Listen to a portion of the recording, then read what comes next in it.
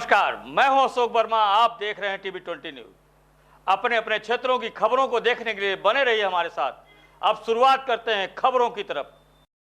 आजमगढ़ की अतरौलिया से खबर है, जहां अतरौलिया में कैंडल मार्च निकालकर पुलवामा में हुए शहीदों को श्रद्धांजलि दी गई। बता दें कि राम पूजन सिंह चौक स्थित पार्टी कार्यालय से भाजपा गठबंधन के प्रत्याशी प्रशांत सिंह के नेतृत्व में लोगों ने कैंडल मार्च निकालकर पुलवामा शहीदों को श्रद्धांजलि दी। बता दें कि साल भर पहले पाकिस्तानी हमले में पुलवामा में शहीद हुए देश के वीर जवानों को प्रशांत सिंह के नेतृत्व में लोगों ने श्रद्धांजलि दी। शहीदों और सैनिकों के सम्मान में हाथों में तख्तियों पर लिखे स्लोगन के साथ ही हाथों में जलती मोमबत्तियां लेकर मार्च निकाला। इसके बाद शहीदों को याद करते हुए उनको नमन किया गया। कैंडल मार्च राम पूजन सिंह चौक से होते हुए रोडवेज शांति चौक से होकर नगर पंचायत की गोला बाजार, बर्नवाल चौक, दुर्गा मंदिर, पप्पर चौक, केसरी चौक होते हुए डाक बंगले पर समाप्त हुआ, जिसमें भारी संख्या में भाजपा कार्यकर्ताओं और युवाओं ने हिस्सा लिया तथा लोगों ने 14 फरवरी 2019 को पुलवामा हमले में अपने प्राणों की आहुति देने वाले देश के अमर शहीदों को याद किया। आइए सुनाते हैं कि निषाद पार्टी के प्रत्याशी प्रशांत सिंह, विधानसभा प्रभारी सच्चिदानंद सिंह व विनोद राजभर ने क्या कुछ कहा। शहीद लोगों के लिए आप लोग कैंडल मार्च निकालें, उनके लिए दो शब्द। 14 फरवरी सन 2019 को हमारे देश के 40 सीआरपीएफ का आतंकवादियों द्वारा नृशंस हत्या कर दी गई थी।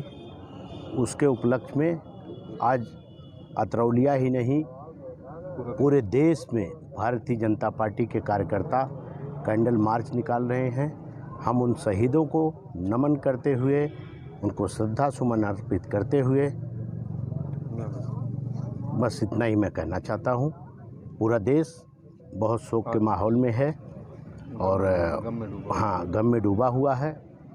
उनको के लिए आप लोगों ने कैंडल मार्च निकाला, 2 मिनट का मौन रखा, इसके बारे में थोड़ा बताइए। देखिए, ये 14 फरवरी 2019 को हमारे राष्ट्र पे बहुत बड़ा हमला था और कुछ हमारे पड़ोसी देशों की ये करामात थी, जिसमें आज हमारा देश के बहुत सारे सैनिक शहीद हो गए थे।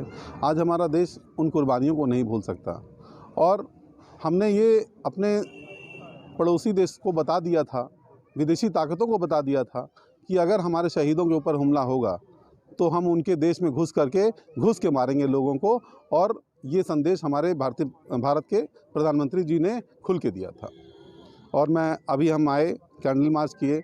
हम अपने जो हमारे सैनिक शहीद हुए, अब उनकी पत्नी, उनके बच्चों, हम उनकी कुर्बानी के लिए, अब उनके लिए हम ऐसा कुछ तो नहीं कर सकते, लेकिन हाँ, उनके लिए हम 2 मिनट का मौन रख करके ज़रूर उनके लिए प्रार्थना करेंगे कि उनका जीवन यथावत अच्छा चले।